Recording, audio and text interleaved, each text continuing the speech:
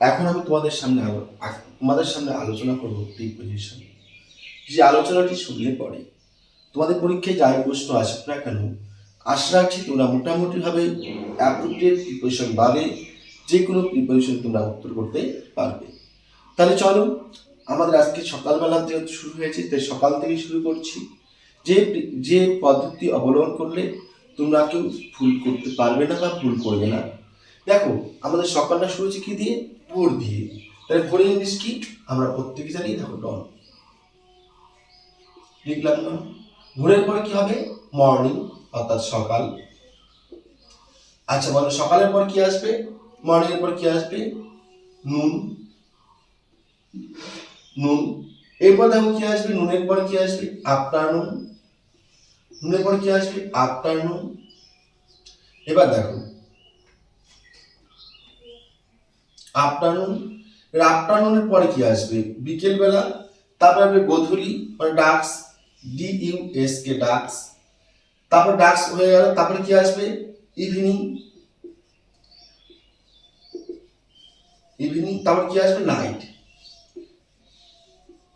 তাহলে দেখো, এই যে আমি দিনের মধ্যে যে কোনো সময় কিন্তু তোমাদের পরীক্ষা আসার চান্স রয়েছে। তাহলে এই যে এই দিনগুলির মধ্যে কখন কি বসাবো, এই ভিডিওটি দেখলে পরে তোরা 100% তোরা ঠিক করতে পারবে, কখনো ভুল হওয়ার চান্স থাকে না। কেননা আমরা যেভাবে এখানে সাজিয়েছি, যেমন ভোর, সকাল, দুপুর, বিকেল, তারপর হচ্ছে গোধূলি, সন্ধ্যা এবং রাত।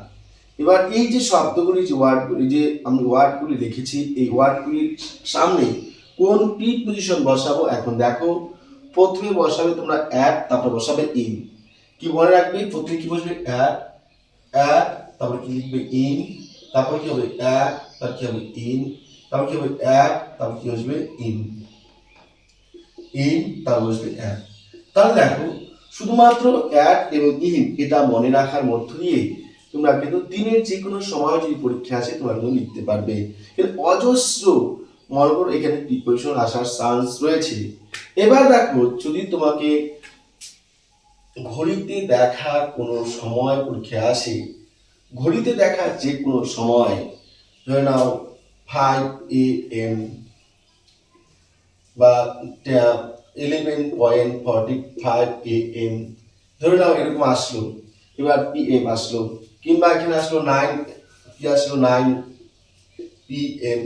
যে শব্দটি আসুক না কেন, অর্থাৎ ঘড়িতে দেখা, কিংবা আসতে পারে মনে করো 8:15 AM, 8:15। এরকম ভাবে ঘড়িতে দেখা যখন কোনো সময় আসবে, আগে পরে কি আছে তোমাদের দেখতে হবে না। ঘড়িতে দেখা যখন কোনো সময় থাকবে, সেই সময় আসলে পরে তোমরা কোনো রকম চিন্তা ভাবনা না করে তোমরা কিন্তু এক বসিয়ে দেবে। তাহলে দেখো, তোমাদের কিন্তু এখানে কিন্তু অ্যাপটা পেয়ে গেলে। এবার দেখো, আরো কিন্তু কিছু ক্ষেত্রে অ্যাপ এবং ইন ব্যবহার করা হয়। যখন দেখবে কোন একটা জায়গার নাম বোঝাচ্ছে, সেই জায়গার নামটা অবশ্যই তুমি চেনার, অর্থাৎ বড় জায়গা কিংবা পরিচিতি জায়গা যদি বোঝায়, তখন তোমরা অবশ্যই ইন বসাবে। কি বললাম? বড় জায়গা কিংবা জায়গাটা যদি পরিচিত হয়, অবশ্যই তোমরা ইন বসাবে। তারপর যদি ছোট জায়গা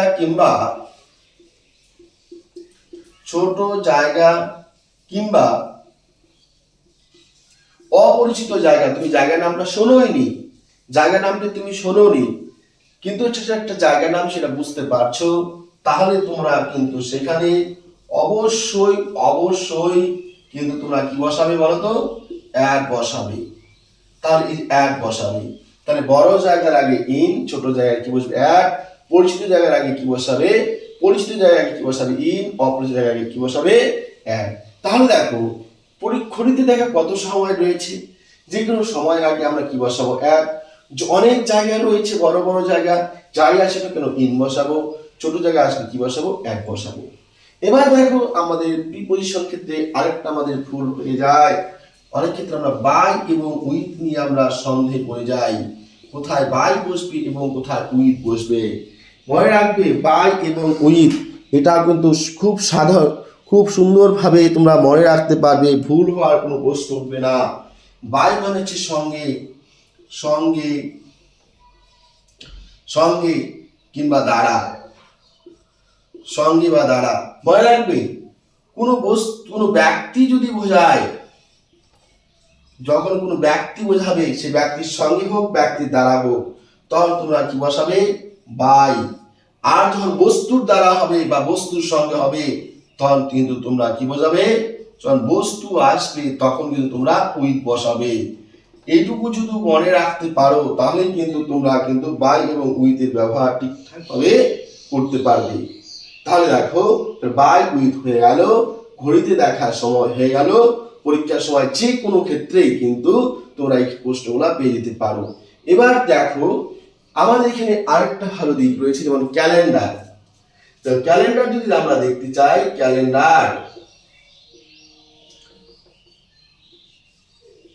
এই ক্যালেন্ডারের মধ্যে দেখো এখানে রয়েছে কি রয়েছে? ডেট রয়েছে, তারপর কি রয়েছে?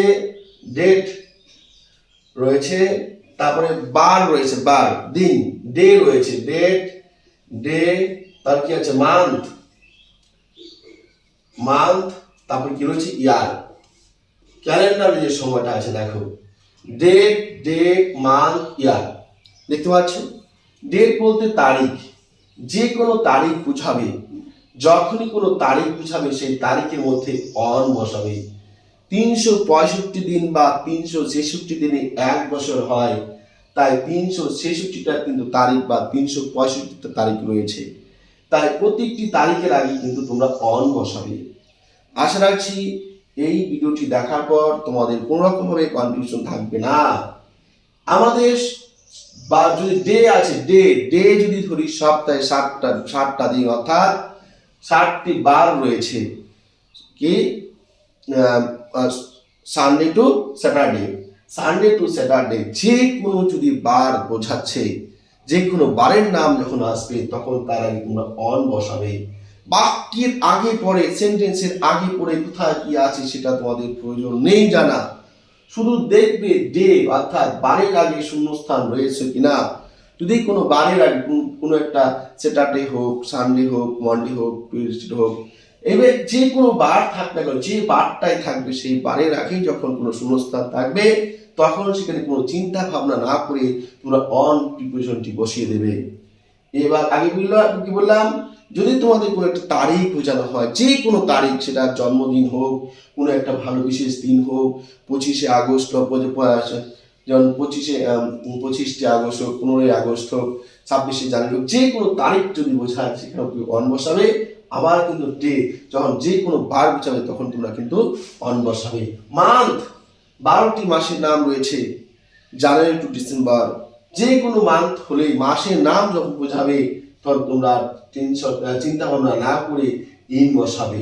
এবার দেখো মান্থের পর আরেকটা জিনিস হওয়া উচিত, এখানে ছিল সামার, সামার মানে সিজন হওয়া উচিত ছিল, সিজন, ঋতু।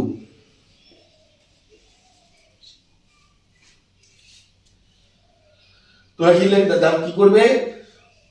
যে আমি কি বললাম, যে এখানে মান্থ রয়েছে, দেখো তাহলে কি হলো? মান্থ মানে মাসের নাম যখন আসবে, মাসের নাম যখন আসবে তখন কি আসবে? ইন। সিজন, ঋতু, যখন ঋতু বোঝাবে, দেখো আমাদের 6টি ঋতু আছে, সেই 6টি ঋতুর মধ্যে যে কোনো একটা ঋতু যখন থাকবে সেই ঋতুর আগে তোমরা কি বসাবে? ইন বসাবে। আবার হচ্ছে ইয়ার, ইয়ার বলতে সাল, সাল যাই থাক না কেন সেই সালের আগে সর্বদাই তোমরা কি বসাবে? ইন বসাবে। তাহলে দেখো কি বললাম, ক্যালেন্ডারের মধ্যে যা উল্লেখ করা আছে, কি উল্লেখ করা আছে? বার উল্লেখ করা আছে, উল্লেখ করা আছে তারিখ, উল্লেখ করা আছে মান্থ, উল্লেখ করা আছে সিজন, উল্লেখ করা আছে ইয়ার।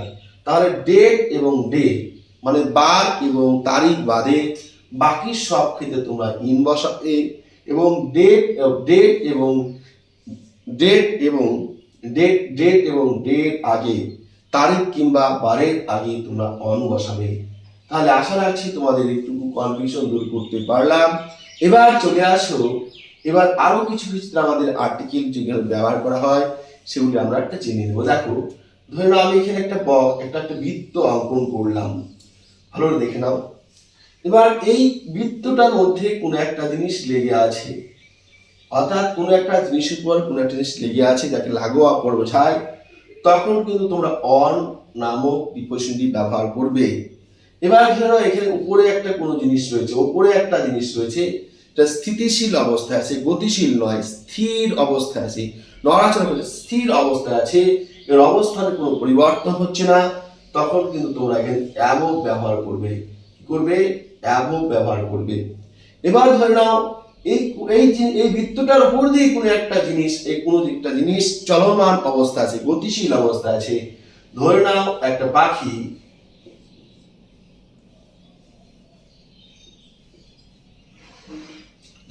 পাখি কিন্তু উড়ে যাচ্ছে, পাখির চলমান উড়ন্ত অবস্থায়, তার মানে এখানে তার দিক পরিবর্তন হচ্ছে।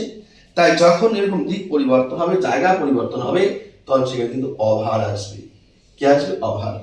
তাহলে আশা রাখছি এখানে তোমরা বুঝতে পেরেছো যে কোনো উপরে যদি বোঝায় তাহলে অন বলবে, সেটা লেগে থাকতে হবে, এবং যদি উপরে বোঝায় সেটা যদি স্থির অবস্থা থাকে তাহলে কি অ্যাবভ বসবে, এবং উপরে যদি বোঝায় সেটা যদি চলমান অবস্থা থাকে তাহলে আমরা অভার বসাবো।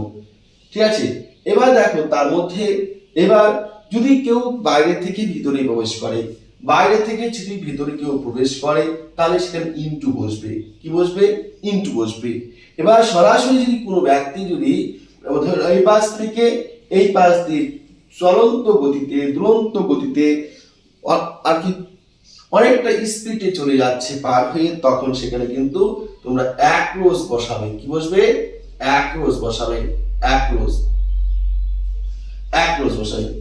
এই যে অ্যাক্রোসটা বসাবে, যে এই অ্যাক্রোস, কি বললাম? অ্যাক্রোস বসাবে। যখন সেটা চলমান অবস্থা থাকবে তখন তোমরা কি বসবে? অ্যাক্রোস। এবার যখন আবার ভিতরে অবস্থায়, এবার এটা কি চলমান অবস্থা, অর্থাৎ গতিশীল থাকবে, বেশি গতি থাকবে, তখন কিন্তু অ্যাক্রোস বসবে। কিংবা আবার যদি কখনো চলার পথে বাধা পেয়ে থাকে, যদি বাধা প্রাপ্ত, তাহলেও কিন্তু তোমরা এখানে অ্যাক্রোস বসাবে। এবার যদি কোনো একটা বস্তু, কোনো একটা প্রাণী বা কেউ এই যে এখানে মাঝখান বরাবর ধীর গতিতে এগিয়ে যাচ্ছে, সে কোনো বাধা পাচ্ছে না, গতি কি হচ্ছে? ধীর গতি কি হচ্ছে? সে যাচ্ছে, এখান দিয়ে যাচ্ছে পার হয়ে, কিন্তু তার গতিটা হচ্ছে ধীর এবং কোনো বাধা পাচ্ছে না। তাহলে এটা কি লিখবো? ধীর গতি। কি লিখবো? ধীর গতি এবং বাধাহীন অবস্থা। বাধাহীন অবস্থা যখন থাকবে তখন তোমাদের প্রিপোজিশন বসবে থ্রো। তখন তোমাদের প্রিপোজিশন বসবে থ্রো।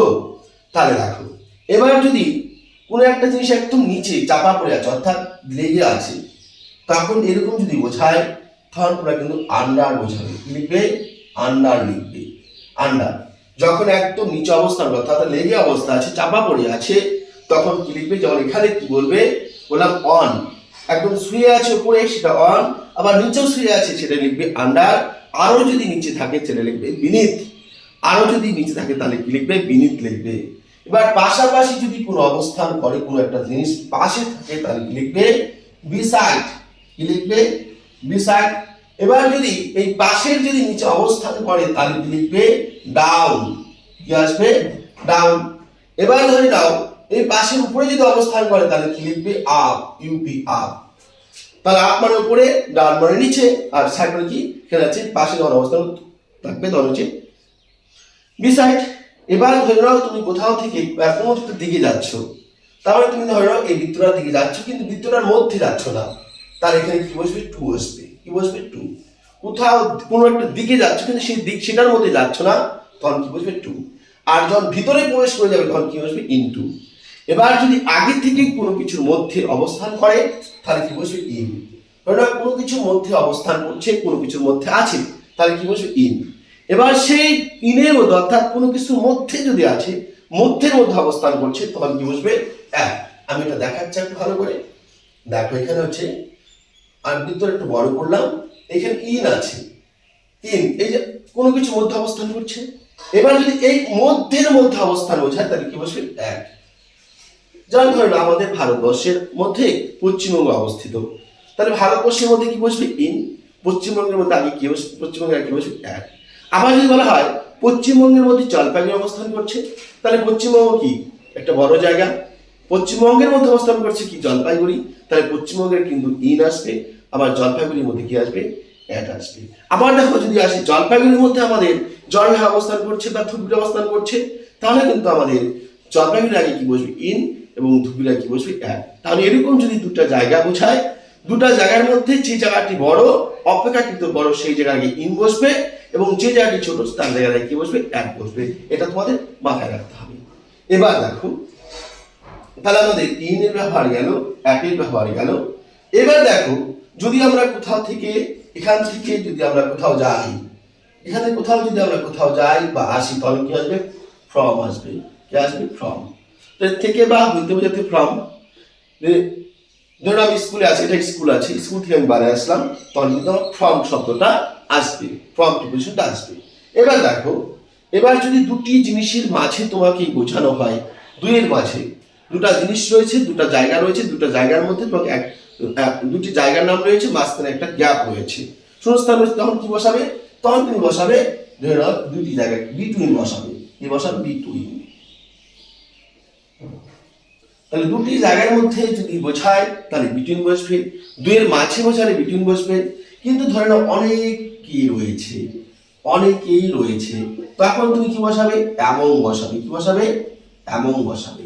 তাহলে দেখো শিক্ষার্থী বন্ধুরা, আশা রাখছি যেটুকু প্রিপারেশন তোমাদের ধারণা দিতে পারলাম, এই প্রিপারেশনের মধ্য দিয়ে তোমাদের কিন্তু বিভিন্ন পরীক্ষায় আসা প্রিপারেশনগুলি খুব সহজেই মনে রাখতে পারবে। এখন তোমাদের ভিডিওটি একবার থেকে দুবার দেখতে হবে। এবার দেখো স্বাভাবিকভাবে আমাদের তো পড়া শেষ নেই, এবার যদি আরো সংক্ষিপ্তভাবে তোমরা জানতে চাও অবশ্যই তোমরা সেটা কমেন্টে জানাবে। কিন্তু একটা জিনিস তোমরা মাথায় রেখো, একটা জিনিস তোমরা মাথায় রেখো, যে যত সময় দেবে, যে যত কথার মূল্য রাখবে, সে তত বেশি শিখতে পারবে। আমাদের বর্তমান ব্যবস্থায় শিক্ষার্থীদের অবস্থা কিন্তু খুব যে একটা ভালো যায় তা নয়। শিক্ষার্থীরা কিন্তু বেশিরভাগ সময় পড়াশোনাকে যেমন ফাঁকি দিচ্ছে, ঠিক তেমনি আমাদের ক্লাসগুলোকেও ফাঁকি দিচ্ছে, তারপর সেখানে যে আমাদের বিভিন্ন পারিশ্রমিক রয়েছে সেখানেও ফাঁকি দিচ্ছে। যাই হোক, সেই জায়গাটা এখানে আসা ঠিক হবে না। যদি তোমাদের ক্লাসটা ভালো লেগে থাকে তোমরা অবশ্যই ক্লাসটিকে শেয়ার করে দেবে, এবং আমার চ্যানেলে যারা নতুন এসেছে অবশ্যই চ্যানেলটিকে তোমরা সাবস্ক্রাইব করে নেবে, পাশে বেল আইকনে ক্লিক করে নেবে। এরপর যে আমি প্রিপারেশন নিয়ে আসবো সেখানে বিস্তারিত সম্পূর্ণ আলোচনা থাকবে। যেহেতু সামনে পরীক্ষা, তার জন্য খুব সংক্ষিপ্তভাবে যতটুকু দেওয়া যায় পরীক্ষার মধ্যে আসার মতো প্রিপারেশন আমি এখানে আলোচনা করলাম। তাহলে শুরু থেকে যারা শেষ পর্যন্ত ভিডিও দেখছো তাদেরকে অনেক ধন্যবাদ জানিয়ে আজকে ক্লাস এখানে আমি সমাপ্ত করছি।